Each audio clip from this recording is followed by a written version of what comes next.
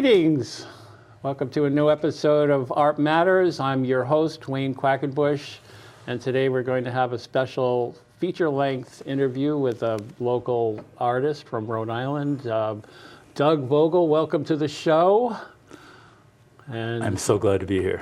It's a pleasure to have you here. I know we've met only briefly, maybe a month ago. Yes. And through introduction from a mutual friend, Christine McCulloch, and we'll get to that connection. But tell us a little about yourself. Tell us about how you got interested in art and therapy and everything else. Well, what's interesting now for me is that I'm really involved in frequencies and the ability for frequencies to heal. And I've been doing that pretty much every day for the past several years. Raymond Moody Rife created something called the Rife machine many years ago. And this machine, which is on the market, is a wonderful way to utilize frequencies in order to heal or to grow, expand consciousness, and also for emotional health. Can you talk a little bit about frequencies? Yeah. Are you talking about sound, or are you talking about psychic vibrations, or? Yep. So they're more contact frequencies. So there are cylinders one holds, and you can program the device in order to elicit whatever frequency that you would need. How are those frequencies manifested, though? Well, through a technology, through a machine that creates the frequencies. It's pretty straightforward. They also have a remote application where you utilize a piece of one's fingernail, you put it in the remote device, and so the theory being that this energy can be transmitted throughout the universe, wherever one is. And the DNA in the fingernail can be utilized in order to send. Is that like quantum theory? Where yes, exactly. Something can affect something that's far away? That's exactly it. Oh, okay. Yes. And the reason why that interested me is because I became familiar with Nikola Tesla, yes, who said that if you wanted to know the secret of the universe, look to energy, frequency, and sound. And so I've been exploring that for years, and I think that's part of the reason why I'm able to produce the art that I'm producing. Now, how would you characterize Tesla? I know he was interested in transmission of energy, like literally through the airwaves and things like that. Scientist, inventor. He had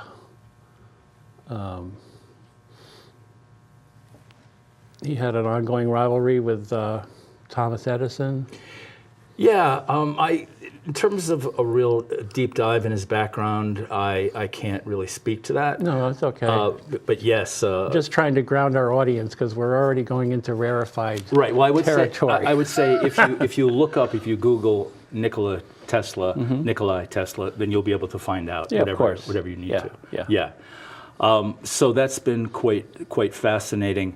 The other thing that will lead me up to the artwork is this idea of chance operations, which I've been using and utilizing.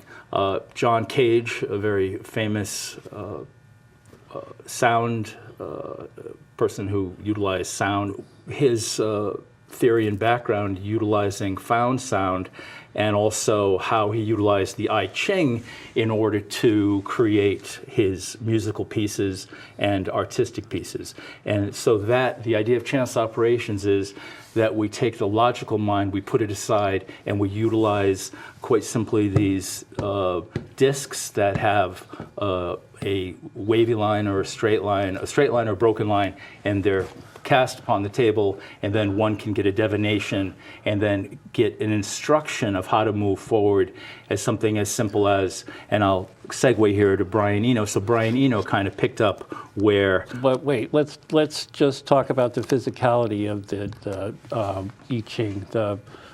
You basically throw coins or stalks, and then you're able to see, it's three, right? You see three things, and the combination of the three will lead you to the book of I Ching, and then you look up what it says, and that's supposed to bring you to the next step. Well, right, and it can be as simple as just getting one one word introduced into the equation, whatever one is doing, then utilizing that as the next step in whatever it is, whether it's a dance piece, a musical piece, or a sound piece. Right. So it helps you to choose the next path. Right, and so my understanding over the years, having worked in with hypnosis and neurolinguistics, is that the conscious mind is extremely limited. And so that really doesn't interest me, the idea of having to make choices, and these choices based on conditioning or our social background, our language that we've kind of been inducted through and in over the years. So there are other ways to be inspired, and so I utilize chance in my artwork. So you're welcoming the randomness. You're welcoming the unconscious. You've got it. And I know that you're going to go ahead and talk about Brian Eno and David Bowie. I know that David Bowie was a big fan of William Burroughs' cut-up Lovely. technique. Yeah. Burroughs, I know, used to take his books and his texts and literally cut them up and then reform them. Correct. And Bowie did that to write some of his lyrics. Right.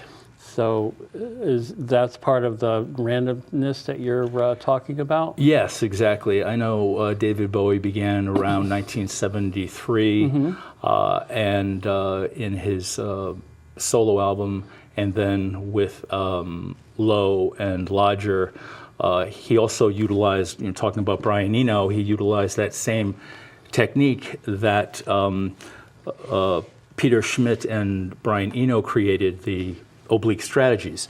So oblique strategies is another form of this randomness, chance operations, or Zen approach, if you will. And so together they created oblique strategies. And for instance, something as simple as overtly resist change. So these were used in the making of David's albums, as well as U2. When Brian was producing. That's because correct. Brian Eno was a producer, and he produced David Bowie and Iggy Pop and Talking Heads and people like that. Yes. And Brian would... Now, you have to talk about oblique strategies, because once again, we have a physical thing that you're looking at. Yeah. And I know Brian Eno has the card set, right? Right. And so this is a duplication of the card set. So this has been used in the studios over the years with Brian Eno and whoever he's producing. So although the audience can't see it, there are, I'm not sure right now, this is approximately 50 of them. There are more than that. I think there's around 100 cards. There could very well be. Remove ambiguities and convert to specifics is one of them. Another one is you are an engineer. So this is when somebody is in the midst of creating a piece of art and they don't want to utilize some formula that's been done many times before. They would introduce something random, something indeterminable, and then move forward in the creation. So you let this stuff into your conscious mind, but you're also having to deal with the language that you're working in, which is here is English. So you are an engineer. There's a lot of different meanings for engineer. There's sound engineer, which is literally what you would do if you were in a studio. Train engineer. Engineer used to be I think it was another term for mechanic. What you're getting at is words meaning something different to the specific person who's reading it. That, I think, is taken into account. That's perfect, that the meaning, the symbolism is going to be vastly different for every person. Right. And that would just be added into the... And if you translated these into different languages. Right. Do you want to talk more about neuro-linguistic therapy? Yeah, so I got involved with that about 35 years ago. I went really headlong into it. I started out as a behaviorist and did that for 10 years at an organization, and became really involved with helping people to lead a substantially better life Like utilizing. cognitive therapy behaviorists? This would be more people who had greater challenges, and then helping them with their more behaviors as opposed to cognitive. So I would study behaviors and time them and make a program out of them and keep books on their behavior, and then I'd be able to determine when the behavior happened, where it happened, how many times it happened. Now, are you thinking about behavior? Are you thinking about bad decisions or addiction or things like that?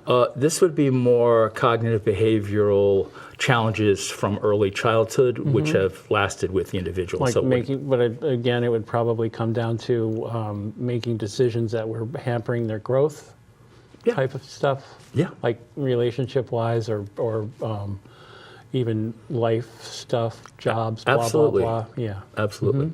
Okay. Yeah, so I became interested in neurolinguistics and hypnosis as a child. Absolutely fascinating. I remember being about 9 years old, and I was sitting on my bed as a child, and I ended up just staring at the wall, and as I did, I would enter into the wall and disappear, and then a half hour or so would happen, and I would come back out, and I became aware of this fascinating process, and so then I learned how to duplicate it. So I would look forward to going on my bed, and I would sit there, and then intentionally enter in my unconscious mind. Oh yeah, your meditative state. I mean, it's kind of like that short story, The Yellow Wallpaper, about the woman who's had been in childbirth, and she sees things moving in the wallpaper behind the wall. Right. Yeah. Yeah. I would also liken this a little bit more to hypnosis in that there was an object in front of me and my focus was on the object, and by utilizing my visual field, I would enter into the object. You found everything becoming more dimensional, and you could go into that dimension. Excellent, yes. So then I did that with clocks, so I could stare at a clock and then determine, all right, in 1 minute from now, I will come back out of this trance, and I would stare at it and then disappear inside of the small hand going around and then come back out a minute later. So I learned how to utilize that as a tool. And it fascinated me where I went. Is that a kind of an out-of-body experience? I think it was more of a deeper in-body experience. Although I wasn't conscious of what was going on, I came out of it feeling overjoyed and with a burst of energy.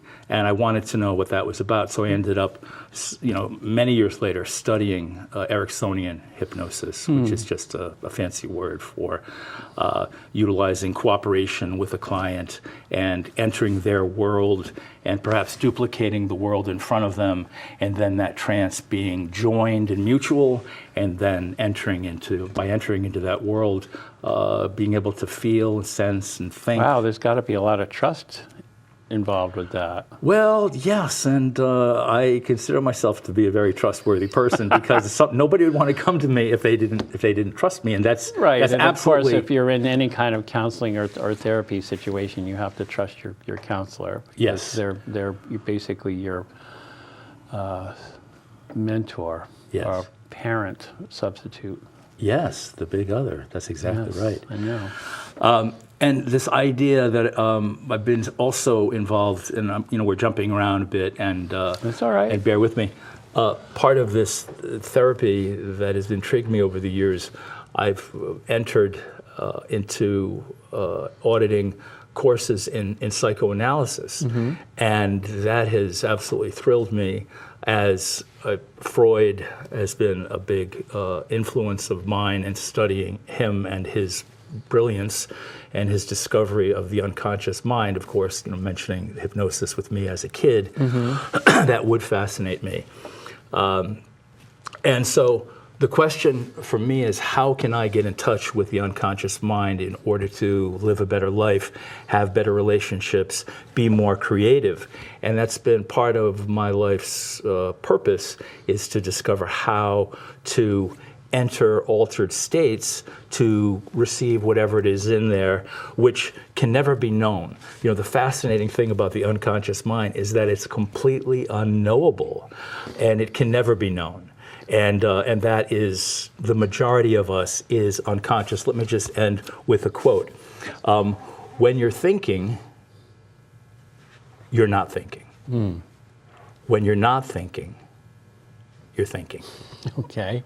And who's that quote from? Jacques Lacan. Oh, so there you Jacques go. Lacan is somebody who picked up where Freud left off and began his deep research. And for the past couple of years, I've been into a rather lengthy research project to learn everything I can that he had to share. Now, when you go into this altered state, are you teasing around in what Jung would call the collective unconscious?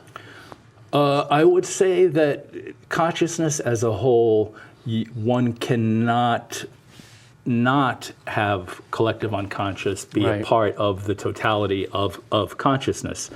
So that on the perimeter of this unconscious state, meditation, walking out and becoming transfixed at a museum, looking at art, this conversation, being in nature, all of consciousness is going to be present. If I look at unconscious as a vast storehouse of all our resources, all our memories, all our experiences. Not just as an individual, though, but as part of being human, or even part of being on the planet. I agree. And I would say even more so the collective unconscious that we were born into from our parents at a very early age. So when we broke away from this infancy of pure need and then was amidst language, and all of a sudden something is introduced that people are really interested in, and we know by the interest that our parents show of this language and the influence it has, and this directive that, okay, Dougie, crying is not going to work any longer. We're done with that. If you want this, if you want your ice cream, if you want the blanket, I know you're cold and I know you're very uncomfortable, but you have words now and you have to use it. Well, And that's a big entrance point into the world, but also that collective unconscious, which I'm talking about now, about being the injunctions of the parents and the rules of society baked into language. That's a really important place in our development. Of course. Once you impose language on someone's thought system, it's going to be limiting. Yes. That's you might lovely. want to start showing some paintings because. Yep. And so this is Now, one of hold the. this vertically, Yep. like this, Yep. so that this Myris is can get on This is there. one of the paintings I've done over the years. So this way of painting started about 10 years ago. So what I did is I went through the art that I had over the course of 10 years, and I began to cut them up, and I laid them on my workbench where I let me know when you want me to put another piece up. No, you're going to shift them. You shift them as you. Okay. We have 10 minutes left, so you have All about right. 10 paintings. And so what I did is I would cut up pieces that I had put away, and then I would lay these pieces on my workbench, pieces I collected over 10 years, Yep. and then I would put them out in a random order, and then I would just pick one up at a time and just start placing it, usually at the top, not necessarily, and then just putting them in no particular order. Did you ever do it blind? No, not yet. Okay. 'Cause Yeah. It's. Do you use your focus technique where you can go and drop into the paintings and then pick that way? Well, I would say this. I would say that in my selection of them, I utilize that focus technique where I become entranced in the selection process.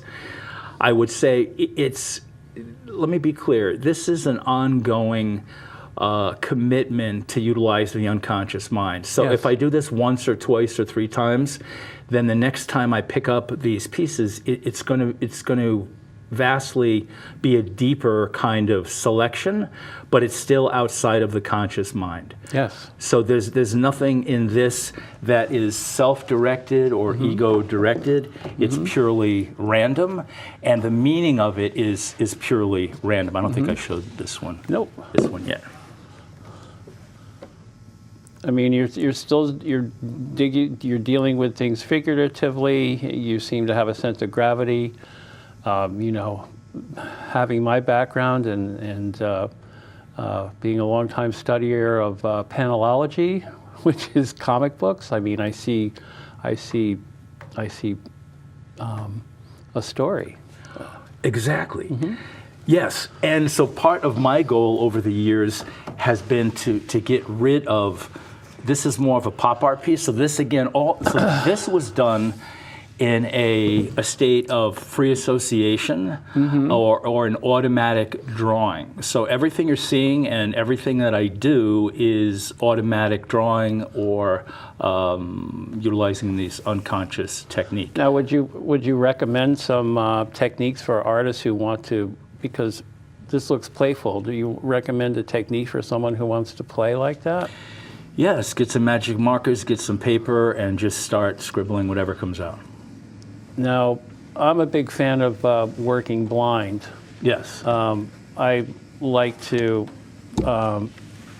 cover what I'm working. I cover my hands in the art materials and work while looking at the subject. That's great. And trying to recreate it by feel, because it's a tactile thing, right? Yeah. It's one thing people don't talk enough about how art is tactile. I like that. You have that friction between the medium and the surface, and you know, I could see that as a blind self-portrait. And you know, it may not be you. It doesn't matter if it's you, but it's simplify it down to one word. Is this play? Beautiful, beautiful. What did Picasso say? He said that it took me 4 years to paint like Raphael, but a lifetime to paint like a child. Right. And so this idea of naivete, which is a form of art, it's something that I really, you can't intentionally create naive art. Well, you can. I recommend, there's other techniques you can try. Like, I know people who are just in love with their hand. They love the hand. They love holding the brush. They love the pencil in the hand. They think they're good. They think they're good because they're using the hand that they are trained to use. Okay. You take that same instrument and you put it in the wrong hand. I like it. They have to see again. They have to learn how to see all over again. Lovely. And this hand is not used to making those lovely feeling strokes that the right hand does, or you know, depending on what's your primary hand. That's a good point. But this is all related to that. Yes. And anybody could look at that, and being in North America in the year 2024, you're going to look at that and you're going to read that from top to bottom and right to left. So stuff, E equals MC squared down there, Oz. And I think you're going to... Yeah, go on. I want to hear your story. This is fascinating. You know, there's a ladder to nowhere. Is that Chutes and Ladders? And wait, is that a horse in a carriage at the bottom? I mean, there's all sorts of room for interpretation. Beautiful. And enjoying it. I mean, it's going to evoke a feeling. I mean, even though your palette is very gray, like a rainy day, there's sun coming through. That's lovely. And what's also lovely is this idea of it telling a story, you know, what the meaning is. And because meaning is based on what we signify in our lives and what we symbolize, that everybody's meaning is going to be so vastly individualized. And so I didn't want to get caught in telling anybody what to experience. Sure. It's freeing for me. It's fun for me. And I don't have a great deal. I don't care if somebody doesn't get it. I don't care if somebody doesn't like it. You want to talk about anti-art and Dadaism? Well, yes. All right. So real quick, I got involved with another musical artist a year ago. We went into a studio and we took about a year to make a Dadaist piece. So what's so lovely about this is it's anti-art, it's kind of anti-social, it's silly, it's bizarre, it's unique. So I will go in the studio, there's the recorder, and it's timed. There's a clock, and it's 30 seconds. I'm in there alone. I create a musical piece on synthesizer or anything. It can be the radio, it can be found sound, it can be percussion. And then I turn it off. I leave the studio, he comes in, and we put it on record at the same spot, so he didn't hear anything I did, and he records over it. We do this 6 times.